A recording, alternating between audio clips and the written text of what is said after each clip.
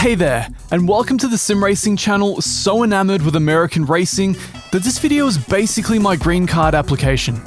Last time, we tested out Automobilista 2 by doing a time-condensed 24 hours of Daytona race with dynamic weather change. That experience gave me a taste of something I wanted to explore in more depth. Whereas the last video was very casual and showcased some less than ideal driving behavior on both mine and the AI's behalf, this time around, I wanted to focus on the biggest strengths of Automobilista 2 and the Madness engine, particularly the dynamic track surface as it develops with severe weather changes. To make things super interesting, the AI have been set to their maximum of 120 out of 120. I want to showcase this title at its very immersive best, and I also want to be pushed into racing hard.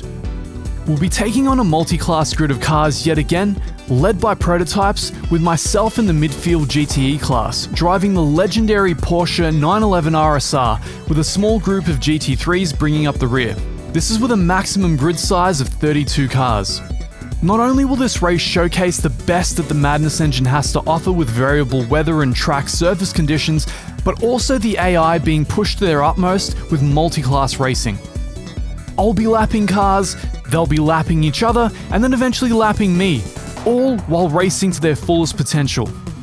The track will begin bone dry and slightly rubbered in, but during the evening, we're predicted to experience massive thunderstorms, which are set to dry out again in the next day. This is going to cause the track surface to change immensely over the course of our half-hour race, so we can experience the full range of dynamism AMS2 offers us. Now, to throw a massive wrench into the works, unlike the rest of the grid starting on slick tyres, I'll be starting the race on wets.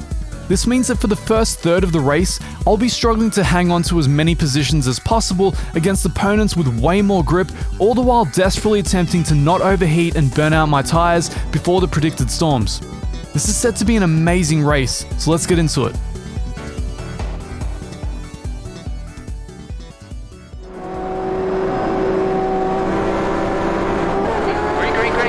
Green, green, says our race engineer.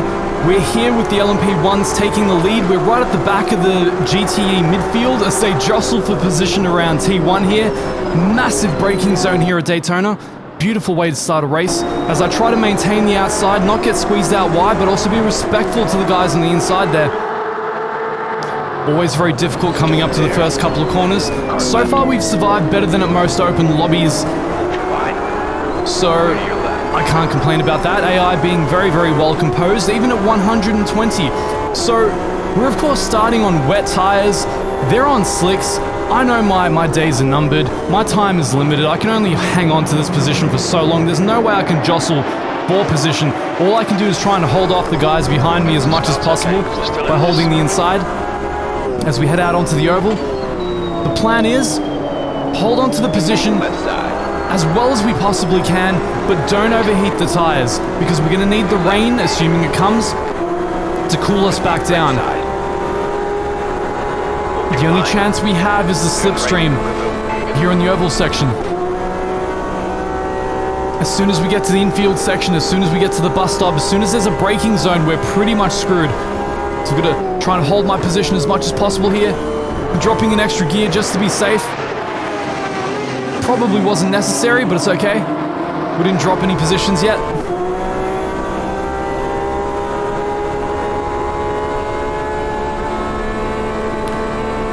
We head down the oval. We're hanging on to the front of the GTE pack somehow, miraculously. I don't know how, but it's happening.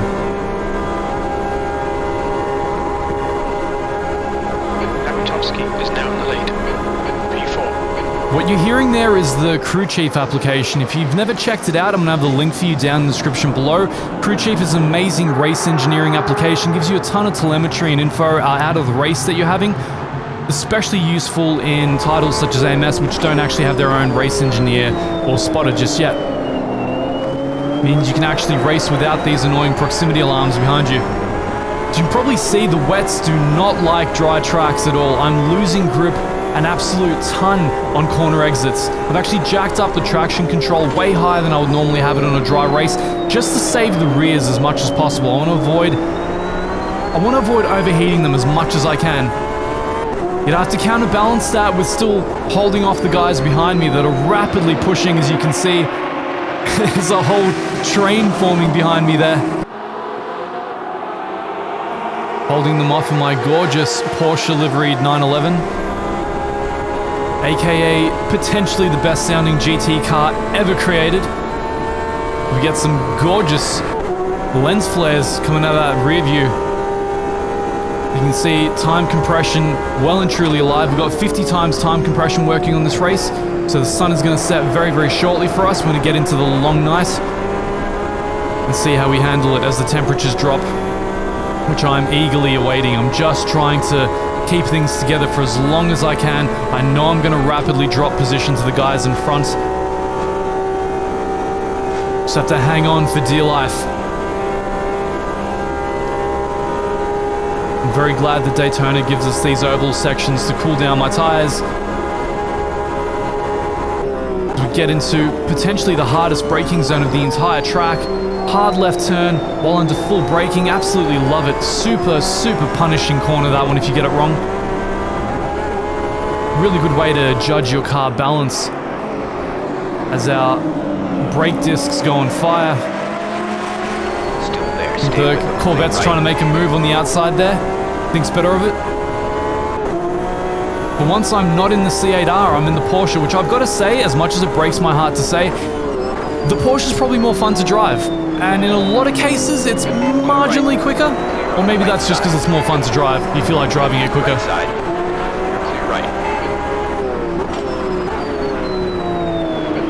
Alright, so far so good. Surviving until the beginning of the long night. The Corvette pushing in on the inside. Very good move there. Hold your line. Still there, hold your line. Still there, but losing us on the straights. It seems like even at 120, their aero profile isn't quite as good as ours on the straights. I've lowered the rear wing quite a lot, so I'm not as strong in the infield sections, but I make up for it here on the straights and the oval. It seems like the AI, even with max settings, don't quite get there, which is interesting. The AMS menu says that if you dial them up above 100, their setups will get tuned specifically to the track for them to be quicker. So that's me checking my tire temps as the rears are going absolutely ballistic. As I quickly dive through the in-car menu, trying to jack up the traction control to spare the rears as much as possible. Going up to 7 TC, which is a gargantuan. The track temperature's decreasing. It's now 19 Celsius. How useful is that race engineer, guys? Oh, as we have a bit of a moment in the back of the field, AI having a very realistic crash back there.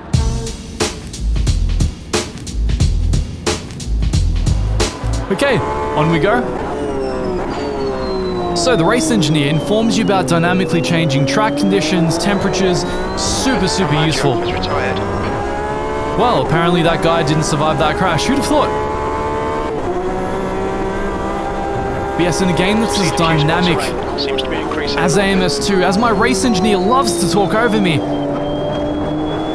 it's absolutely critical to have someone informing you of the track conditions while you're trying to manage your tire temperatures. And that's one of the big things about this, as it starts to rain. On the left. Blessed, blessed rain. I just have to wait for the track to actually get slick. It's getting closer. The gap's now 0.8. For most people, that's normally a bad thing, but not for us. Not with the gamble that we've made. As we had a GT3 actually take the inside from us there. It really shows you how dire the situation is with my tires. Just praying for the rain to cover the track.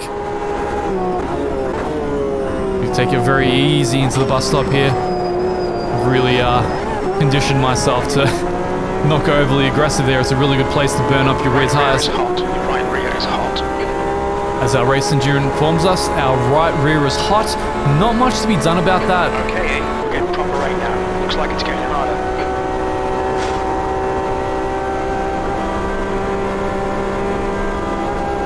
Air temperature's falling. It's now 11 Celsius. Blessedly, the air temperature's falling, exactly what our very sensitive wet tires need. Bit of an external view as I make a slight correction here. Alright, we're starting to get more slick on the road now. You can see the reflections starting to form. You can see the wet spots. No dry line as it were either, so everything is nice and wet. There we go. We're hearing that slushing sound informing us that yes, grip is going to be at a premium. But as you can see behind us, if you look into the rear view camera on the bottom right of the screen, they're starting to fall behind. This is exactly what we wanted. Blessed rain. As I try and keep the car under control and the braking.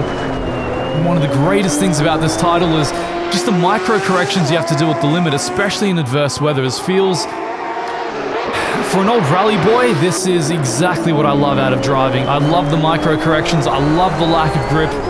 This is what driving's all about to me. None of this point and shoot. All about weight balance.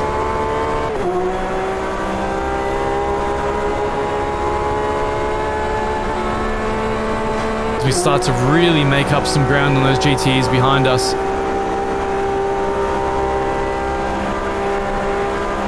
Gradually catching the ones in front as well as they're halfway through the bus stop.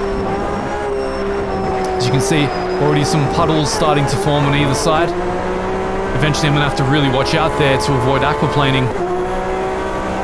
As I go for the traction control and dial it up one more point. So what's going to happen is that a lot of these guys will pit for wets right about now. Yep, one looks like he's gone off. Two are still on the track. Maybe they're sticking to the slicks. I'm guessing they're the GTEs. They're probably too afraid of dropping a position to me. We seem to have had one of the prototypes pit for wets. Critical for them to do as our rotors are just absolutely on fire. As I overshoot the braking zone, it's just getting more and more hectic every lap. Less and less grip every time I go through there. The brake marker has to shift dynamically, and that's one thing I love about this. You actually have to pay attention to the road conditions. You can't just go off the exact same marker every time. As we have LMPs starting to run us down from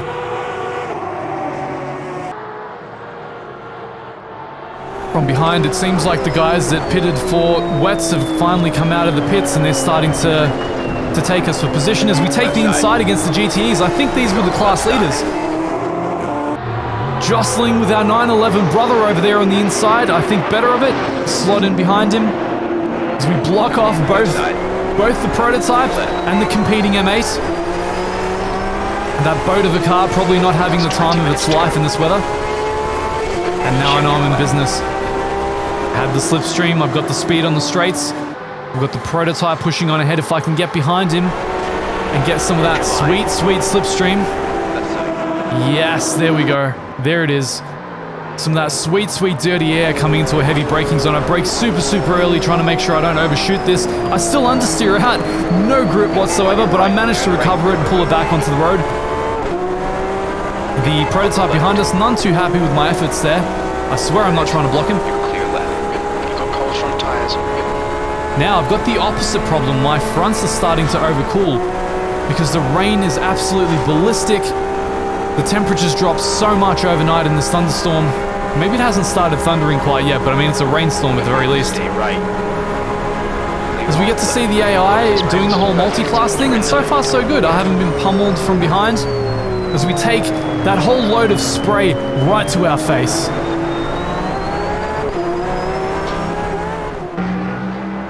And not in the best kind of sandwich here. As you can see me locking the fronts under heavy braking there, shooting flames right back out of that prototype. We are sandwiched between a faster class of cars, and that's a very scary place to be at the best of times. Much less in a thunderstorm, where they're just spraying lack of grip right at you. Right side, clear on the right Not to mention the dirty air. Car, you're right. I'm having the time of my life inside this car right now, just balancing the throttle with the steering input. These are the kind of rally shenanigans I live for. Like, my lines have almost improved because I've had to become way more conservative in my driving.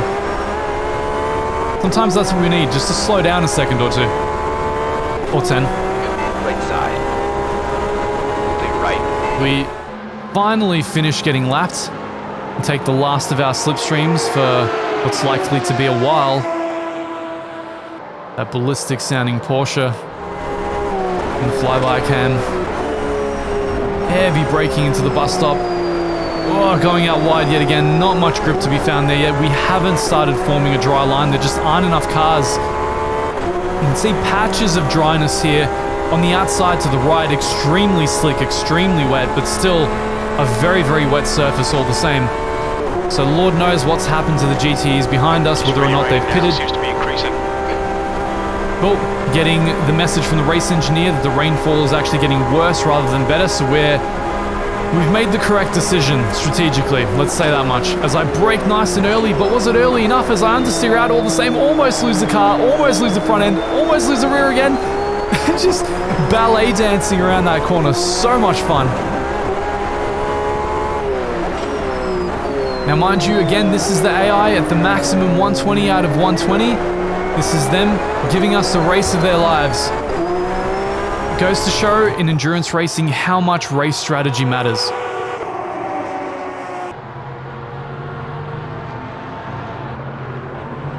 As our rotors go on fire, again, putting some much needed warmth into the core of our tyres.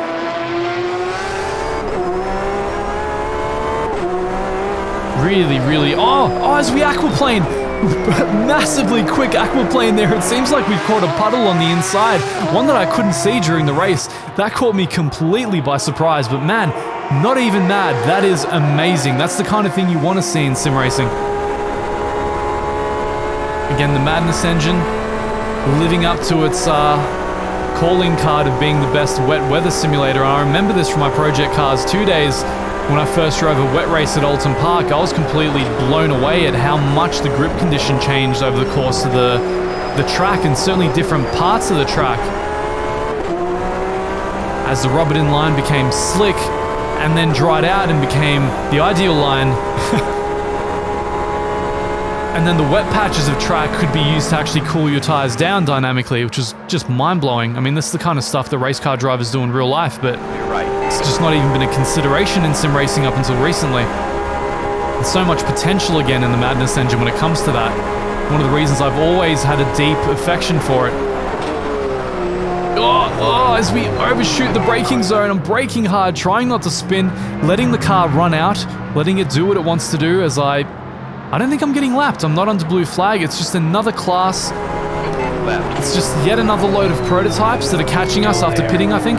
So we're actually jostling for position here. Otherwise, I'd be under blue flag. I'm not trying to block these guys in. Letting him pass on the outside there. Fuel levels are fine. 15 minutes left. Getting a check that we're halfway through the race and our fuel level's okay. For once in my life, I've actually run a fuel calculation correctly. As we continue taking the whole spray to our face. Never the position you want to be in, but sometimes you just got to take that load. As we aquaplane yet again in the same position, it seems like it's happening on the right front and the right rear. The amazing thing is I can feel the car loading up when that happens. I can feel the car being pushed to the side as I struggle to recover the moment we're unsettled like that. And I do worry. It's like, what if that aquaplane becomes more severe? You've got to understand that at this point in the race, I don't know what's causing that. I can't see it. And I'm mostly just wondering what's going on. As we try and maintain the slipstream, trying to work my way through the bus stop with dirty air, not the easiest thing, as I take a double load to the face. Absolutely wonderful position to be in.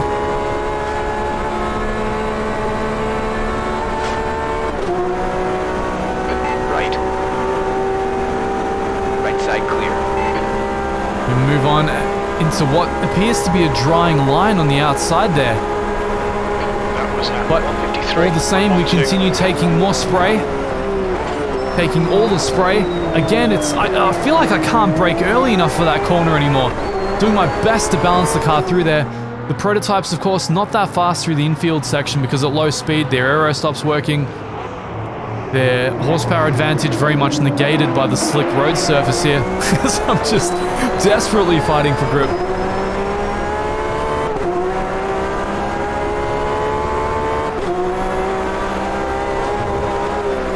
I mean, this is the experience that I was lacking from the last race that we did. This is the experience that I wanted. This level of immersion, this level of dynamism, and this level of respect between both myself and the AI. Oh my god, as I completely lose the car that time, it just completely threw me out. But you know what? not even mad, not even a little bit mad. 100% on me, and at the same time, that's the kind of stuff we want to see in sim racing. If I ever lose the car due to a realistic element or a hyper-realistic element I'm not expecting to happen, 2 thumbs up. I will drop that race gladly. I will backmark all day and daily as I just check to see what's going on with my brake bias there. Of course, I had to move it rearward a little bit to account for the fact that it's, well, raining like crazy. Now, of course, my brake bias adjustment in AMS is very different to what it normally is in other sims. I normally run something closer to 50-50 in the wet, but in AMS, it still has a tendency to kind of rear around. The car tends to kind of spin out on you unexpectedly under hard braking zones, and I want to try and mitigate that as much as possible as we start to get the first flashes of thunder and lightning. That looked awesome as it reflected off the wet road surface. Oh, it just lit up the entire stadium. What an experience, what a race. What immersion. I think I can see the first rays of light coming up. There's so many clouds that we can barely tell, but I feel like I can see the sky getting just that little bit lighter. Not that, that looks, that is, come on. Most immersive simulation right here. Yes, Ferris wheel. Living your best neon life.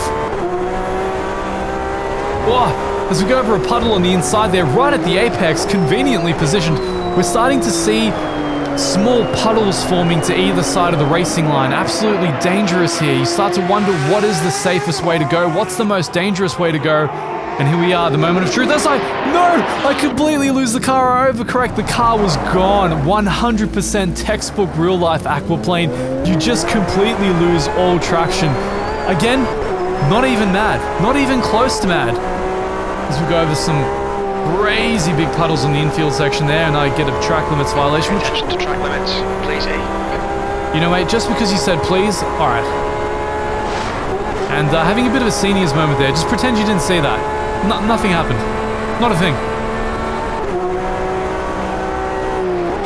I definitely wasn't overwhelmed there after 2 spins. So you've got to understand that at this point, I was wondering what was making me aquaplane. I didn't see the puddle on the inside, or rather the outside there, for the entire race because it was so dark in the middle of the night. There was so much rain. And these are the first couple of laps where I'm getting enough reflection off the road surface. I'm starting to actually see where the puddles are. As you can see, the rain is actually picking up rather than slowing down. I mean, this is where it's at.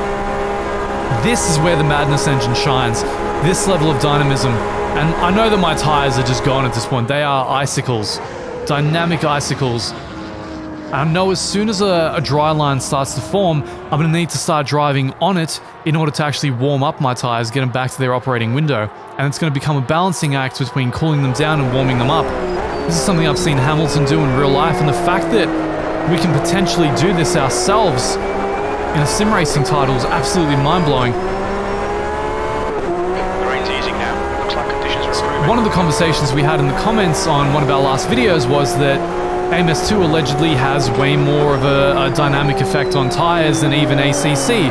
There's real-time shifts mid-corner. I mean, the amount of calculations going on at any point in time are absolutely insane. So coming up to the moment of truth, yes, I dodged the puddle for the first time ever. I actually get to see what it was that caused the aquaplane, and now I know how I have to drive. I can take the inside line through there. As the first rays of sunlight burst through, finally, through that heavy cloud cover, I'm praying for a dry line to start forming somewhere. Oh, that's gorgeous. Those God rays, though. Oh, yes. Doing my best Kevin Estra impersonation on the other side of the world.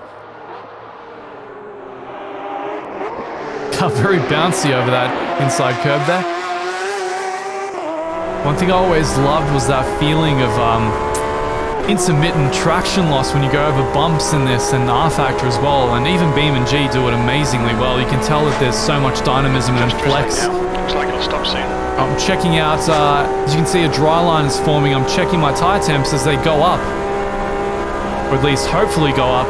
Looks like it stopped raining. I'm hoping to warm them up. The track temps increase. And now I can push my braking zone back here on T1. You can notice the dry line's giving me a lot more purchase on the road. I'm actually able to almost take a normal line through there. Almost, it's getting there. Absolutely loving this. The texturing of the road surface, the little patches of the little patches of puddles intermingled with the drying line. I mean, this is where it's at. You can see the front of the car quite dirty from my off-road excursions in the middle of the night there. That apex puddle's still there. Hasn't caused me too much grief yet, so I'm still taking that risk. Being nice and conservative with the car now. I've got a healthy lead over the GTE pack. I need to just maintain it. And wonder to myself, air temperature's increasing. It's now 13 degrees Celsius. Will I start to gain on the GT3s? How will that all go? Do we have enough time? Is 30 minutes enough time to make this happen? I mean, it's certainly enough time to get the full spectrum of road surface changes in AMS. I'm absolutely loving this.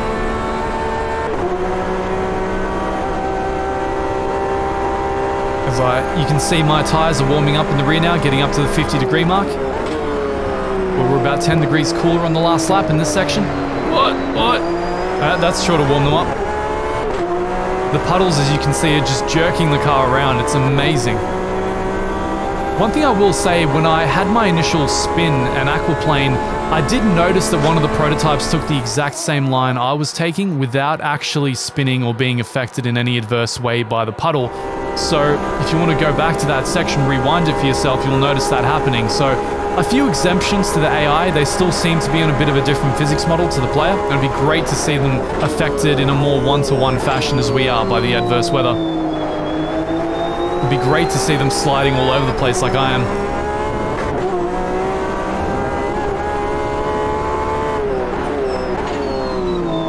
That Daytona's feeling a lot more natural to me than it did in the last video, that's for sure. And certainly in the 911, it's just for some reason, you feel more connected to the road. The C8 was far harder to drive. Not necessarily slower, just more dead, I guess, less communicative. And who knows, that might be true to real life. I've never driven a C8, much to my dismay. I made the mistake of keeping the right tires on the wet. You can see that was pulling me in, losing me traction. Amazing. Come on, just 5 minutes left. Amazing what you have to think about while racing in these changing conditions in AMS. Now we're back on the dry line, warming up our tires. You can probably tell I was loving this. I was loving every moment of this. You can see a little bit of tire spray the moment we leave the dry line. It's everything about the game is screaming dynamics at you. Everything is dynamically variable. Everything has to be accounted for on the fly. Like those puddles, my god. The micro corrections, the mid-corner micro corrections. That's... Tire temps are all good. Tire temps are all good for now, until we get too much heat.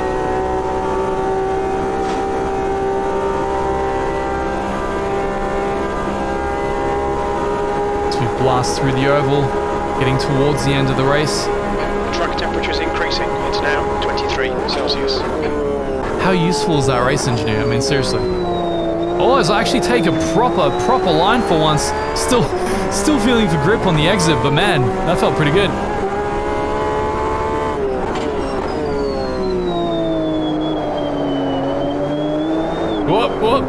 Almost. Luckily we're under power and I'm not under brakes. If we're under brakes, that would have been a very different story. As I was going to say get lapped, but I think that guy is jostling for position behind me. So technically, even at this point in the race, I'm on the grid, technically ahead of a prototype. How that happened, I will never know. Maybe just really bad tire strategy on his behalf. Still avoiding the puddles on the outside there. I've learned better. 2 spins later, that's what it takes. 3rd time's the charm.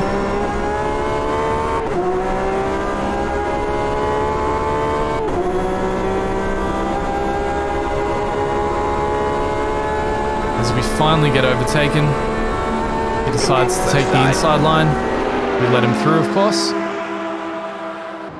And the idea is to not get caught in the dirty air as I try and brake for the bus stop here. That would not be a good place to be. Not too bad. Shot out a little bit wide, but it's not terrible. do love seeing the car dynamically interact with the road surface like that, bouncing everywhere.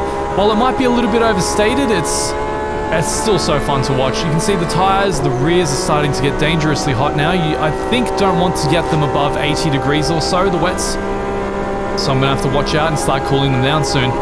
And that's when things get really exciting for me, because you got to try and find the few wet patches left on the track as the dry line expands and expands every lap. As my line was off, it was just off, I recovered, but no, there's the second round and I can't recover from the second spin. Again, not even close to mad. If there's a spin out that realistic in a sim racing game, I am in love. And that is our first blue flag, ladies and gents, as I let off the accelerator and let him pass. That is the race leader right there, probably leading the DPI class. As I push on, try and keep up and get some of the slipstream, to no avail. He is just way too fast for me, especially on the dry. But our first legitimate lapping, love it. Oh, the mid-corner correction, yes! Air temps rising, it's now 15 Celsius. Alright, so we've got 15 degrees. Track surface is gradually warming up.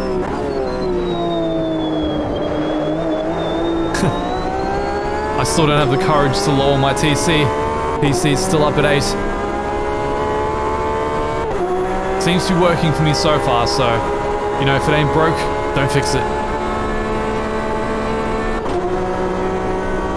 It's a shame the heavy rain is over. No more people to lap us. Means we won't be taking any more spray to the face.